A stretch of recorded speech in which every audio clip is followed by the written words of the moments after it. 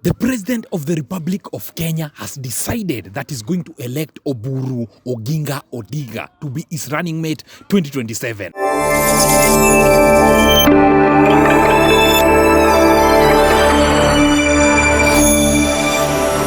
My dear viewers, I told you that Kithure Kindiki was going to be thrown under the bus. This is something that most of the people were waiting for. My dear viewers, let me reveal to you that before 2027 general election, Kithure Kindiki is going to work with Rigathi Gachagua. Remember that yesterday he confessed that he can sit down with Gachagua because he has stopped abusing him, he has stopped accusing him falsely. This is something that was going to happen. This is something that most of the people expected it to happen. Today, in a meeting, you know very well that Kithure Kindiki was nowhere to be seen, out of the picture.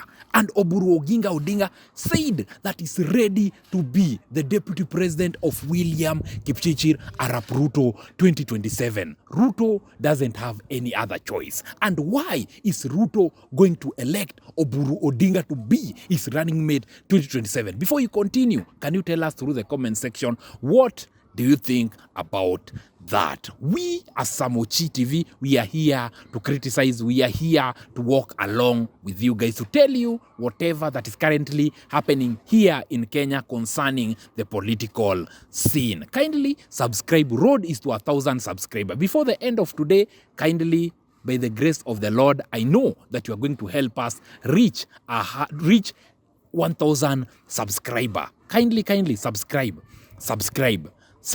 On to today news. Dear viewers, there is something that is going to happen. Ruto doesn't have any other choice. Ruto is confused. He's the most confused right now. He's thinking that if I choose Kithure Kindiki 2027 to be my running mate, is he going to bring up some votes? It is not going to happen. So, Ruto doesn't have any other choice. This is what is going to happen 2027 general election. The President of the Republic of Kenya knows very well that Rigathi Gachagua was a big mobilizer. Rigathi Gachagua was someone that made him to be the president 2022. So, he thought that removing Rigathi Gachagua, bringing in Kindiki, is going to maintain the Mount Kenya votes. Remember that whatever that the Mount Kenya people hate, it's betrayal. They know very well that they have betrayed, that Ruto betrayed their own. So, if Ruto betrayed Rigathi Gachagua, Ruto might do that to Kithure Kindiki currently. So, Ruto doesn't have any other choice. So, he's going to choose Oburu Odinga to be his running mate 2027. This is the game plan of Ruto. Rigathi Gachagua has went with all the Mount Kenya voters. Remember that the MP that was arrested and even members from the UDA party that are coming from Mount Kenya region came out and said that if the government are not going to do anything, then they are going to walk out of the UDA party. That is something that Ruto is seeing, and is using that to see that 2027, Mount Kenya is gone. And what can I do to become the president without the support of Mount Kenya? Remember whatever that happened during the 2007 general election. Remember very well, it was a combination between Raila Odinga and William Kipchirchir Arap Ruto. What happened is that Ruto came in with the Mount Kenya region. Raila came in with the people from the Western region. Raila came in with the people from the Ukambani region, the people from there are not so many people from the central region, because the people in the central region voted for Mwai Kibaki. The people from the Ukambani region voted for Kalonzo Musyoka because that time he was the deputy president. So, this is the game plan of Ruto. For him to maintain the people from the Nyanza region, he will come in and take deputy president as Oburu Odinga as his own deputy president 2027, so that he can maintain the Nyanza region votes and also maintain the Rift Valley region votes. If Ruto does that, he knows he wants to use the game plan that Raila used. Remember that during the 2007 general election, Raila won. Did Raila won with the people from the Mount Kenya? He didn't. Did Raila won with the people from the Kamani region? He didn't. Raila used the people from the Nyanza region, the people from the Western region, the people from the Rift Valley region were the one that came in and made Raila become the president during the 2007 general election that was stolen in a big time. Dear viewers, This is what Ruto needs to pray so hard for it not to happen. If the united opposition, like I've seen, they have formed a grand coalition. If they come in and decide to work together like that, if Kalonzo Musyoka decides to be the deputy president of Edwin Watanye Sifuna, that is the end of the president of the Republic of Kenya 2027. That is what Ruto is praying for it not to happen.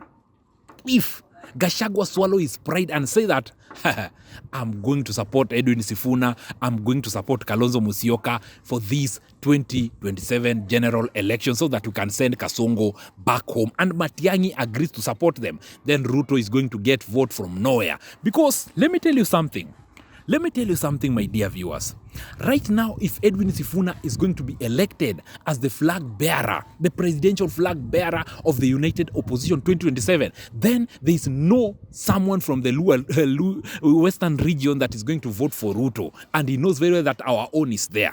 They are going to support Sifuna. And if people from the Ukambani region knows that Kalonzo Musyoka is the deputy, they are going to support Kalonzo Musyoka. The people from the Mount Kenya region, like how they are praising and worshipping Rigathi Gachagua says, we need to vote these people and we need to support these people. If Uhuru Kenyatta comes in and say, I told you this guy was a con man, this guy was a very big con, if we come in and support him, then they are going to vote for Sifuna and Kalonzo Musyoka. That is what Ruto is praying for it not to happen. That is what Ruto is praying each and every day for it not to happen. Where will Ruto be getting votes if that happen?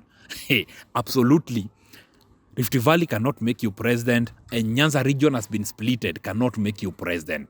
And what Ruto is banking on is the people from the northern region, those where Duale is coming from. That is where he's banking on. That is the reason why he's telling them to pick their IDs. Do you know the reason why? Because he knows he doesn't have anywhere to get these votes from. That is what I wanted all the viewers to know, that Kithure Kindiki is not going to be the next deputy president of Kenya 2027. They are going to elect Oburu Odinga to be the next deputy president 2027 so that the people from the Nyanza region can come in large numbers and vote. Those people don't vote. Those people don't vote. Even Baba was presidential candidate, they didn't vote. What will make them to vote 2027 if their own is not on the ballot? They are not going to vote, and Ruto knows that. So Ruto will come in and say, look guys, I'm going to give your own the deputy president seat. So come in and vote. And that is not even going to make him the president of the Republic of Kenya